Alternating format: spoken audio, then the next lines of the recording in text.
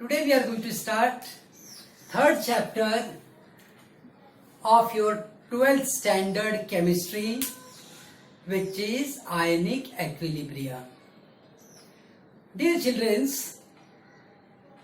equilibria word is not new for you. Equilibria ये हमने कहीं ना कहीं सुना है वर्ड, आपने अपने 11th स्टैंडर्ड में इस वर्ड को सुना है केमिकल एक्विलिब्रिया पढ़ते हुए। तो मैं सबसे पहले इस एक्विलिब्रियम को थोड़ा रिपीट करता हूं आपके लिए, उसके बाद हम इस चैप्टर की तरफ आगे बढ़ेंगे। एक्विलिब्रिया का केमिस्ट्री में मतलब देखो बच्चों क्या होगा, अगर ए जो है वो बी में कन्वर्ट हो रहा है, एक ऐसी रिएक्शन है, it is a type of reaction कि भाई कोई तो है रिएक्टेंट ए जो उस रिएक्शन में बी के फॉर्म में कन्वर्ट हो रहा है, और उसी वक्त ये जो बी है वो भी ए में कन्वर्ट हो रहा है। जब ये रिएक्शन दोनों डायरेक्शन में मूव करेगी तो ऐसी रिएक्शन को हम एक नाम देते हैं रिवर्सिबल रिएक्शन। क्या नाम देंगे बच्चों? Reversible reaction. इसे रिप्रेजेंट करने का तरीका भी स्पेशल है। ये देखो मैं हाफ एरो बना रहा हूं, हाफ एरो बता रही है कि रिएक्शन फॉरवर्ड जाएगी और ये बता रहा है कि रिएक्शन बैकवर्ड भी आएगी। जब ये रिएक्शन स्टार्ट होगी बच्चों, मैं वो स्टार्ट का सिनेरियो ले रहा हूं, ये डॉट्स है मतलब हमारे पास खाली ए है। ए का मतलब ये हुआ अब धीरे धीरे ए जो है वो बी में कन्वर्ट हो रहा है, लेकिन स्टार्ट में हमारे पास ए ज्यादा है या बी ज्यादा है? अब ध्यान दो, बी को मैंने सर्कल से दिखाया है यहां पे, तो ए अगर ज्यादा है तो डेफिनेटली फॉरवर्ड रिएक्शन जो है वो फास्ट होगी और बैकवर्ड रिएक्शन जो रहेगी वो स्लो रहेगी। लेकिन एक ऐसा स्टेज आएगा बच्चों जब बी का नंबर भी बढ़ने लगेगा और उस स्टेज पे बैकवर्ड रिएक्शन की भी स्पीड फॉरवर्ड की स्पीड के बराबर हो जाएगी। बाहर से देखने वाले आदमी को तब ऐसा लगेगा कि इनके वॉल्यूम में अब कोई भी चेंज नहीं हो रहा है। आप उससे बात करोगे तो वो आदमी क्या कहेगा कि भाई मैंने देखा थोड़ी देर पहले इसका वॉल्यूम बदल रहा था, बदलते बदलते इस लेवल तक ये वॉल्यूम आ गया कि अब नहीं बदल रहा है। और अब जब उसको लग रहा है कि रिएक्शन स्टॉप हो गई है और वॉल्यूम नहीं बदल रहा है, एक्चुअल में रिएक्शन स्टॉप नहीं हुई है। Reaction has now achieved the stage of equilibrium. Reaction ने कौन सा स्टेज अचीव किया है बच्चों? एक्विलिब्रियम। जितने स्पीड से ए जो है वो बी में कन्वर्ट हो रहा है, उसी स्पीड से ये जो बी है वो ए में कन्वर्ट हो रहा है। जितने स्पीड से ये मॉलिक्यूल यहां जा रहे हैं, उसी स्पीड से वो मॉलिक्यूल यहां पर आ रहे हैं। अगर मान लो एग्जाम्पल के लिए 1 सेकेंड में इसके 1000 मॉलिक्यूल्स यहां बीट में बदल गए, तो उसी वक्त यहां से 1000 नए मॉलिक्यूल्स आ गए। तो इसका मतलब यह हुआ कि रिएक्शन स्टॉप नहीं हुई है, reaction is still going on. खाली एक्विलिब्रियम आ गया, जितना कंज्यूम हो रहा है उतना प्रोड्यूस हो रहा है। ये बहुत सिंपल सा कॉन्सेप्ट है, जितना कंज्यूम हो रहा है उतना ही प्रोड्यूस भी हो रहा है, और इसी को हम कहते हैं बच्चों equilibrium. Stage of equilibrium commonly हम सोचते हैं कि इक्विलिब्रियम के स्टेज पर जितना ए है उतना बी रहेगा, ऐसा हम सोचते हैं, लेकिन ऐसी कोई बात नहीं है। कभी ए कम भी हो सकता है और कभी, मैं ऐसे लिख रहा हूं, ऊपर हम बी लिख देते हैं और नीचे हम ए लिख देते हैं, तो आपको समझने में आसानी होगी। बच्चों, मैंने तुम्हारे सामने 3 डायग्राम, 3 सिचुएशन बताई है, और in all these 3 situations equilibrium आ सकता है। ए और बी का अमाउंट बराबर है, ऐसा भी इक्विलिब्रियम वाले एग्जांपल्स हो सकते हैं। ए थोड़ा है और बी ज्यादा है, ऐसे भी एग्जांपल हैं। ए ज्यादा रहेगा, बी कम रहेगा, ऐसे भी इक्विलिब्रियम के एग्जांपल हैं। इसे और ज्यादा क्लियर समझने के लिए मैं एक प्रैक्टिकल लाइफ का एग्जांपल देता हूं। मान लो स्कूल में टीचर ने कुछ वर्क दिया बच्चों को करने के लिए, एक पोटैटो रेस कराई। कुछ बच्चों की ग्रुप को कहा गया कि भाई आप पोटैटो यहां से यहां रखोगे, पॉइंट पी से पॉइंट क्यू पे रखना है। कोई एक ग्रुप इस तरफ जा रहा था रखने के लिए, दूसरे ग्रुप को काम दिया गया इस तरफ रखने के लिए। यहां पर 5 मेंबर हैं, यहां पर 5 मेंबर हैं, तो क्या इनकी रेस बराबरी पर चलेगी? क्या नहीं। अगर ये 5 ज्यादा एक्टिव हैं तो ये जीत जाएंगे। ये जब तक लाके रखेंगे पोटैटो, उससे पहले लोग फटाफट इधर पहुंचा देंगे। तो ये मतलब होगा कि कौन ज्यादा एक्टिव है।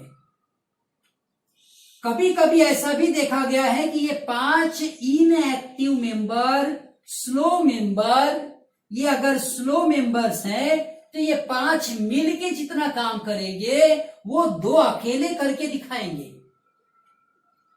यही बात यहां होती है कि जब हम ये देखते हैं कि ए कम है और फिर भी बी की बराबरी कर रहा है, इसका मतलब ये हुआ ये जो ए है वो बहुत एक्टिव मेंबर हैं।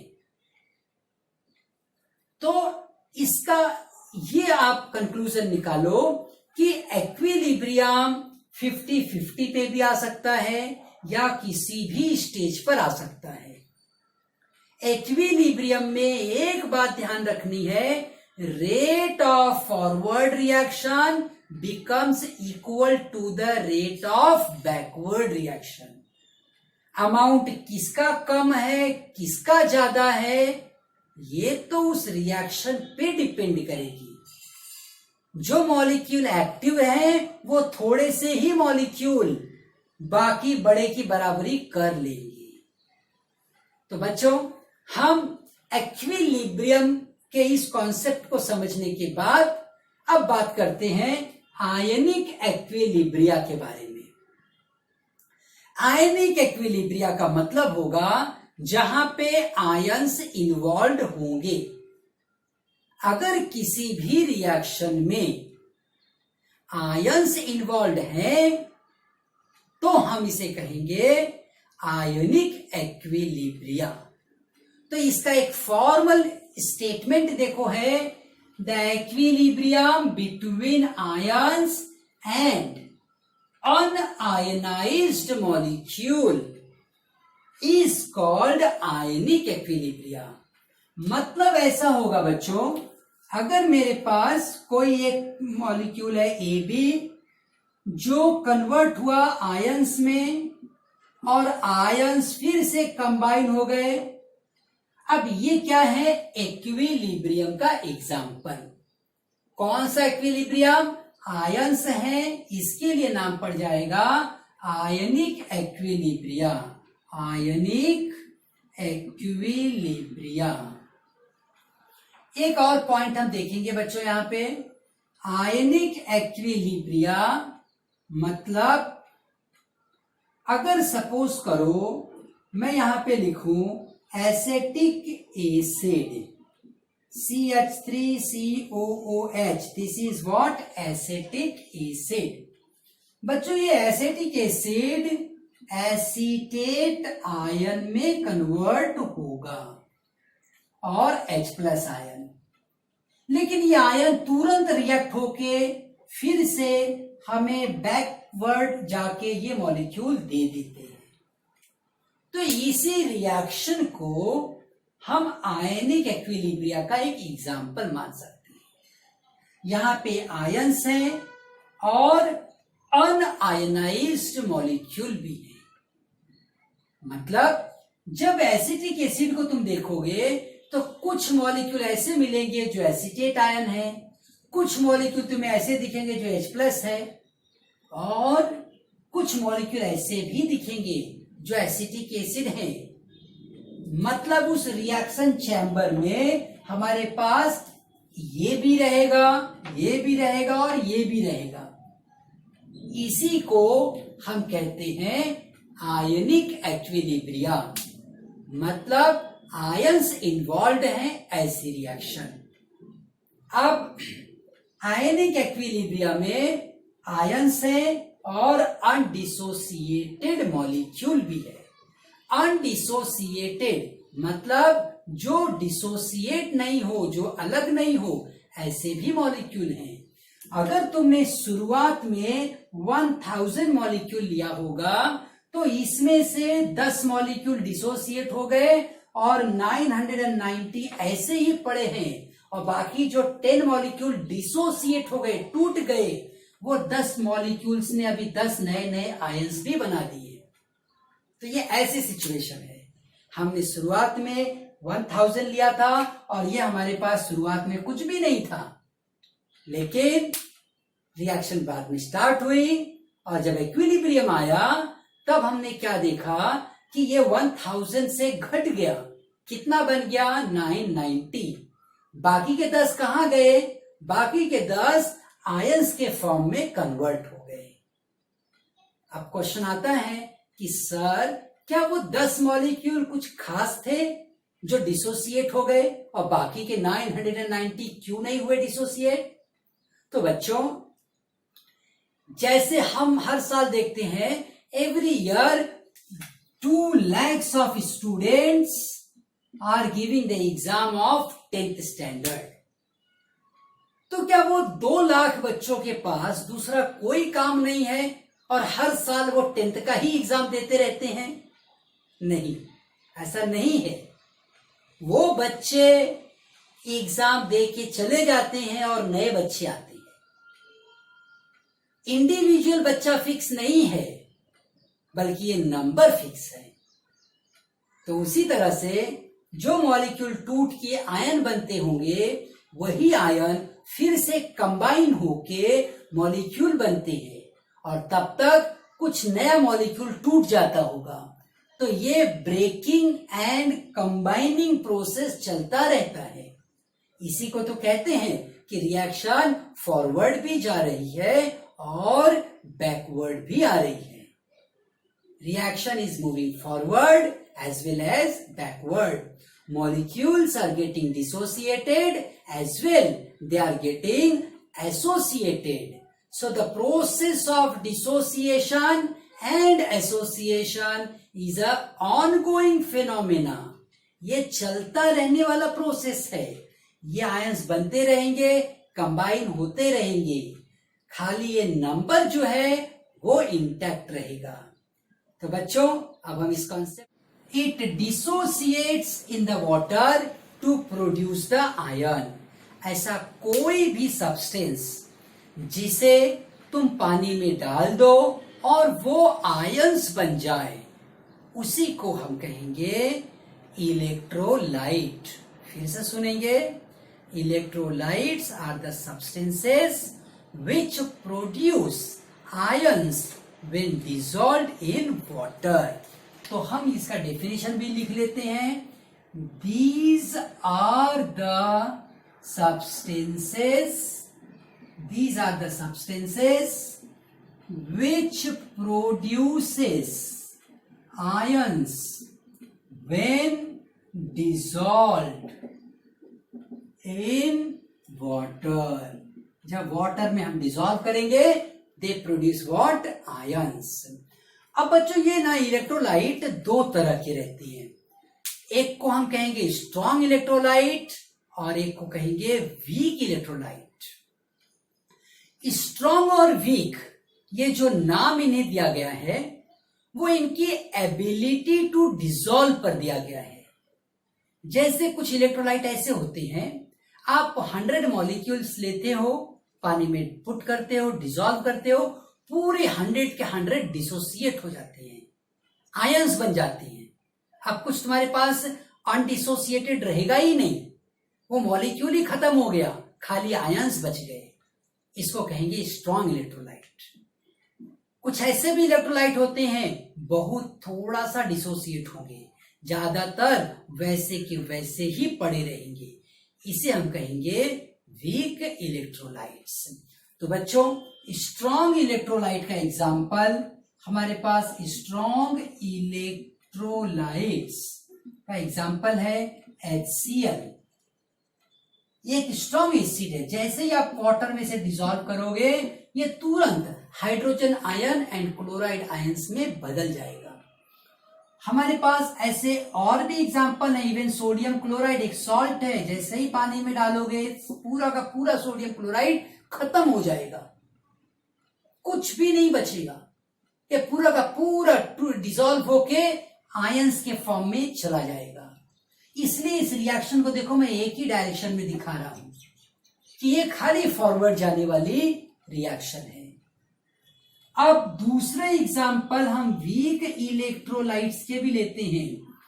वीक इलेक्ट्रोलाइट्स जैसे कि एग्जाम्पल मैंने एसिटिक एसिड का लिखा था कि जैसे ही हम एसिटिक एसिड को वाटर में डिसॉल्व करेंगे ये एसीटेट आयन बनाएगा। इस आयन को क्या कहते हैं बच्चों? Acetate ion. ये एसीटेट आयन और इस हाइड्रोजन को हम प्रोटॉन भी कहते हैं, हाइड्रोजन को ही और क्या बोलते हैं? प्रोटॉन। ये आयंस तुरंत कंबाइन होंगे और रिवर्स करेंगे रिएक्शन को, मतलब ये मॉलिक्यूल पूरा का पूरा डिसोसिएट नहीं होगा, कुछ मॉलिक्यूल्स डिसोसिएट होंगे और ढेर सारे मॉलिक्यूल अनडिसोसिएटेड पड़े रहेंगे। ये क्या रहेंगे? अनडिसोसिएटेड। डिसोसिएट होना मतलब अलग होना, अनडिसोसिएटेड एसिटिक एसिड। अब और भी एग्जांपल्स है बच्चों, जैसे हम अमोनियम हाइड्रोक्साइड का एग्जांपल ले लें, यह भी अमोनियम आयन बनाएगा और क्या बनाएगा? अमोनियम आयन बनेगा, अमोनियम हाइड्रोक्साइड बनेगा। यह भी एक एग्जांपल है वीक इलेक्ट्रोलाइट का। इसका मतलब यह हुआ कि इलेक्ट्रोलाइट्स दो तरह के होते हैं, एक जो स्ट्रॉन्ग इलेक्ट्रोलाइट है और दूसरा वो जो वीक इलेक्ट्रोलाइट है।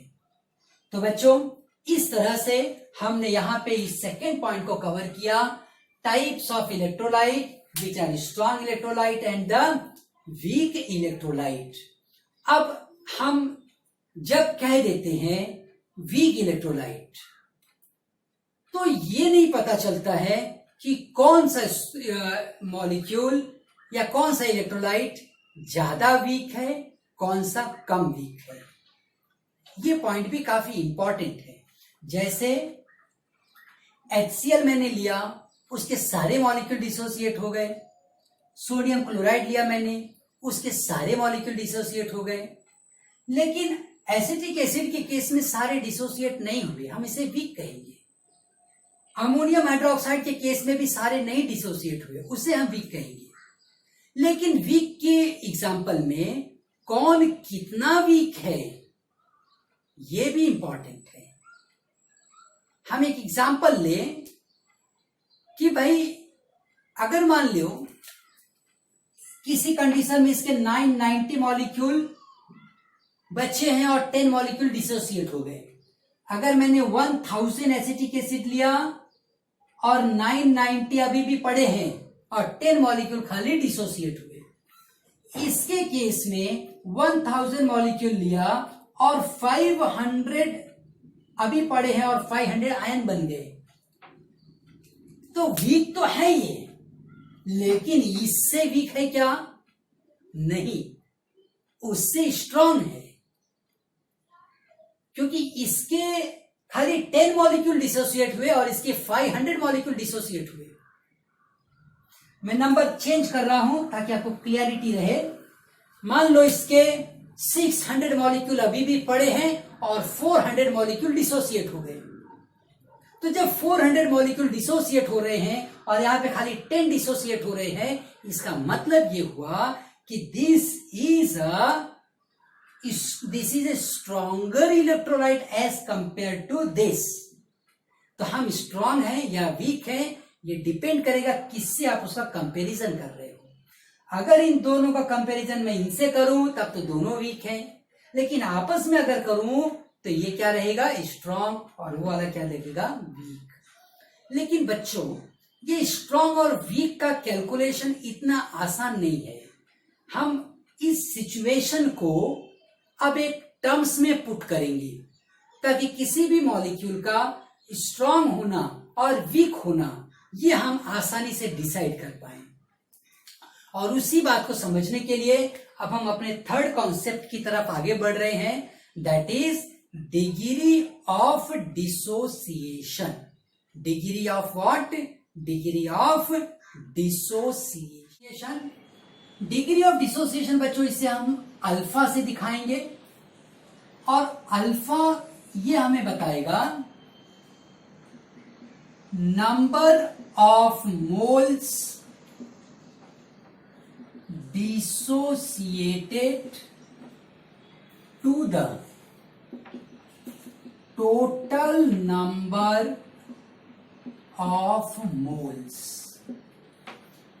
ये बहुत सिंपल सी डेफिनेशन है जो तुम्हें ये बता रही है कि अगर एग्जाम्पल के फॉर्म में हम ले, ए भी मैंने लिया, ये आयंस में कन्वर्ट हो गया।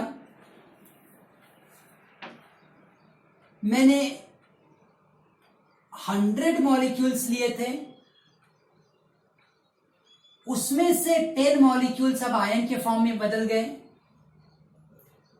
इसका मतलब यह हुआ कि इस 100 में से 10 मॉलिक्यूल्स डिसोसिएट हो गए।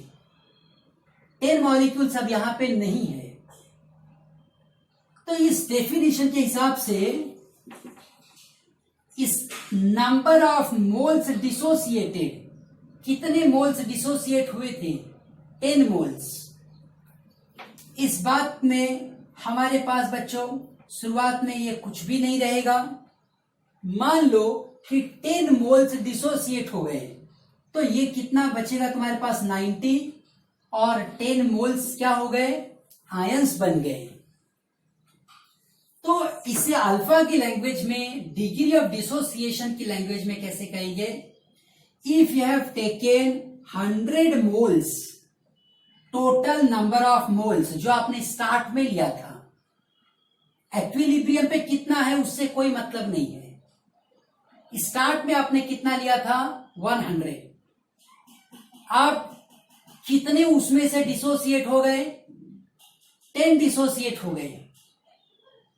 तो इसकी वैल्यू आई 0.1, 0.1 इसकी अल्फा वैल्यू आई। अगर मान लो मैं दूसरा कोई भी रिएक्टेंट लेता हूं, PQ, P plus and Q minus था, मैंने उसके मान लो 1000 मॉलिक्यूल्स लिए, एक्विलिब्रियम पर इसके 10 आयंस आ गए। अब ये कितना बचेगा? 990। अल्फा की बात करेंगे, कितने मॉलिक्यूल तुमने स्टार्ट में लिए थे? 1000, यहां लिख दो। याद रखो एक्विलिब्रियम पर कितना है उससे कोई मतलब नहीं है। स्टार्ट में कितना लिया था वो लिखो। टोटल नंबर ऑफ मोल्स कितने थे भाई? Total number of moles 1000। अब एक बात आएगी, कितने इसमें से डिसोसिएट हो गए? ओनली 10। तो इसे जब तुम सॉल्व करोगे तो वैल्यू आएगी 0.01। अब तुम आराम से बता सकते हो कि भाई degree of dissociation A B का ज्यादा है और पी क्यू का कम है। इसका मतलब A B is a stronger electrolyte and P Q is a weaker electrolyte. इन दोनों का कंपैरिजन करने का हमें एक अपॉर्चुनिटी देती है, एबिलिटी देती है। कौन सी वैल्यू? Degree of dissociation. तो डिग्री ऑफ डिसोसिएशन ये बताएगा कि ये मॉलिक्यूल्स का डिग्री ऑफ डिसोसिएशन मतलब एक मोल कितने आयन प्रोड्यूस करता। अगर 100 मोल में से 10 आयन बन रहे हैं तो एवरी 1 में से 0.1 बनेंगे। अगर 1000 में से 10 आ रहे हैं मतलब अगर तुमने 1 मोल लिया होता तो 0.01 इतने आयंस बनते। तो इसी तरह से बच्चों डिग्री ऑफ डिसोसिएशन एक अच्छा सा टूल बन गया जिसकी मदद से हम ये कंपेयर कर पाते हैं कि कौन सा इलेक्ट्रोलाइट स्ट्रांग है, कौन सा वीक है, कौन सा कितना स्ट्रांग है और कितना वीक है। इसका हमें एक जजमेंट मिलता है। 100 मोल लिया तो इतने आयन बन गए, तो 1 मोल लिया होता तो कितने आयन बनते, इसका हमें इंफॉर्मेशन मिलता है और इसी को हम कहते हैं डिग्री ऑफ डिसोसिएशन। डेफिनेशन भी बहुत आसान सी दी गई है। नंबर ऑफ मोल्स डिसोसिएटेड, कितने मोल डिसोसिएट हो गए? 100 थे, 90 बचे हैं, इसका मतलब 10 क्या हो गए? डिसोसिएट हो गए। Number of moles dissociated to the total number of moles present. Initially आपने कितना लिया था वो value total number of moles. बच्चों अब हम पढ़ेंगे एसिड एंड बेस का कॉन्सेप्ट। हम एसिड और बेस के बारे में पहले से भी पढ़ते आ रहे हैं। Acid a substance which is sour in taste, base is a substance which is bitter in taste. ये सब हमने स्कूल लेवल पे पढ़ा है। हमने लिटमस पेपर के हिसाब से भी पढ़ा था। Asset turns blue litmus red and base turns red litmus blue. But बच्चों ये जो पॉइंट है ये खाली एसिड और बेस की एक प्रॉपर्टी है। ये एसिड और बेस की क्या है बताओ? सिर्फ एक प्रॉपर्टी, ये कोई डेफिनेशन नहीं थी। एसिड एंड बेस की सबसे पहली डेफिनेशन, एसिड एंड बेस की सबसे पहली डेफिनेशन आर्हेनियस ने दी थी और वो डेफिनेशन थी according to Arrhenius theory, acids are hydrogen containing substances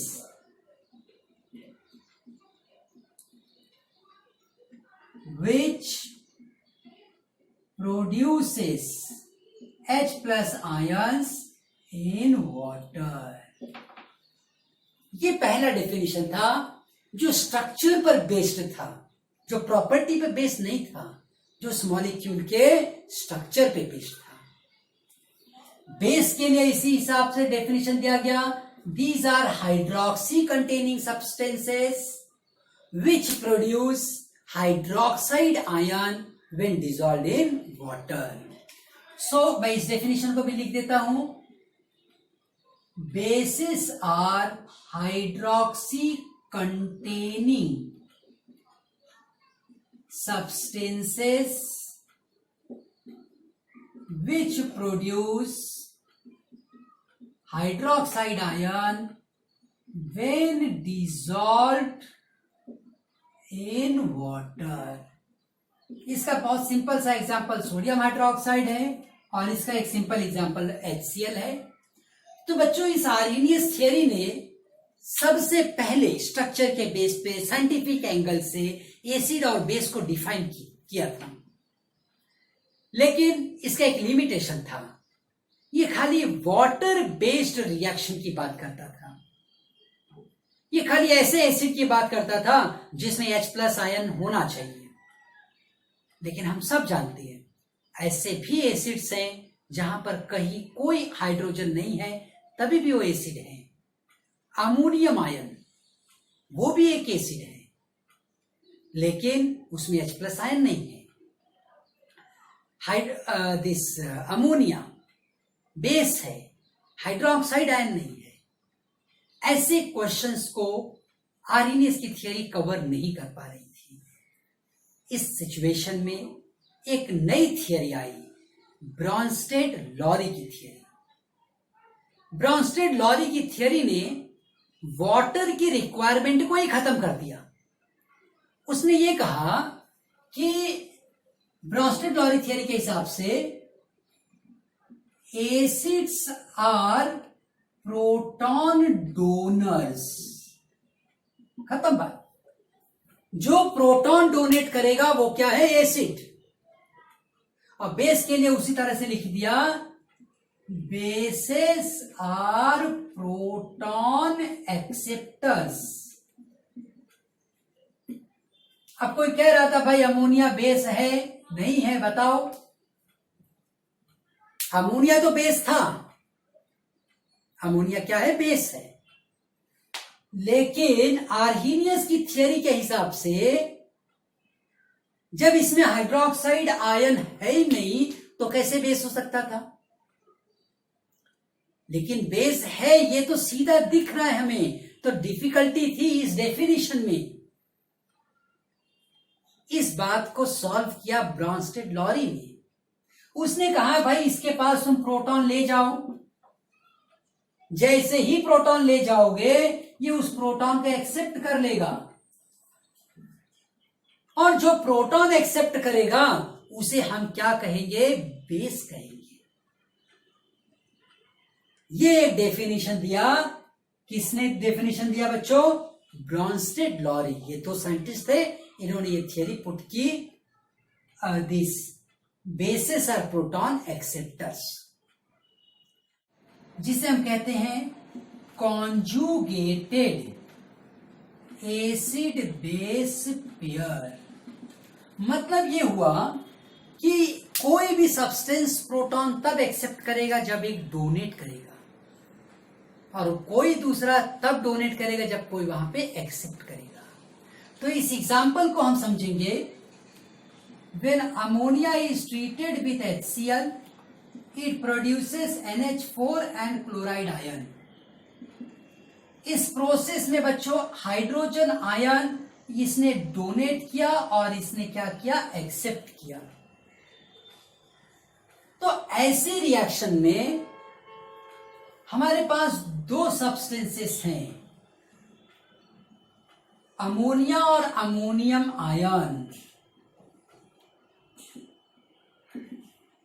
और इसे क्या कहेंगे हम? अमोनिया। इनके बीच में जो डिफरेंस है वो खाली किसका डिफरेंस है? बोलो, H+ आयन का।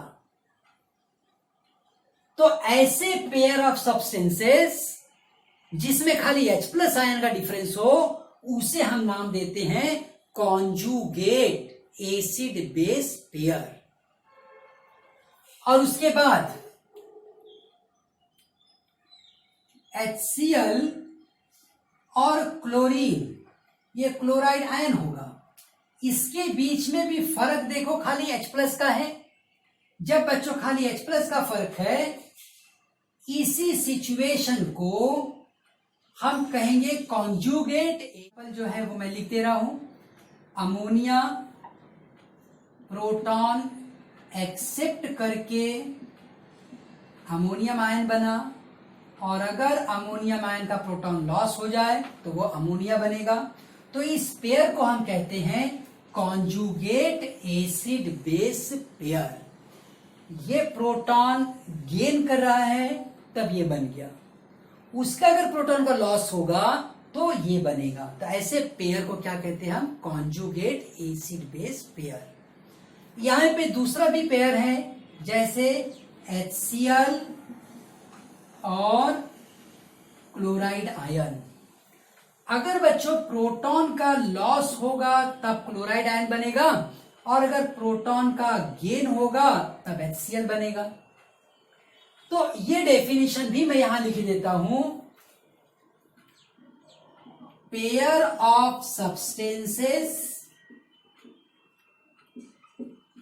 which are formed from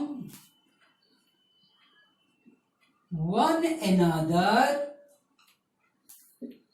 by loss or gain of proton are known as conjugate acid base pairs. They are known as the conjugate acid base pair.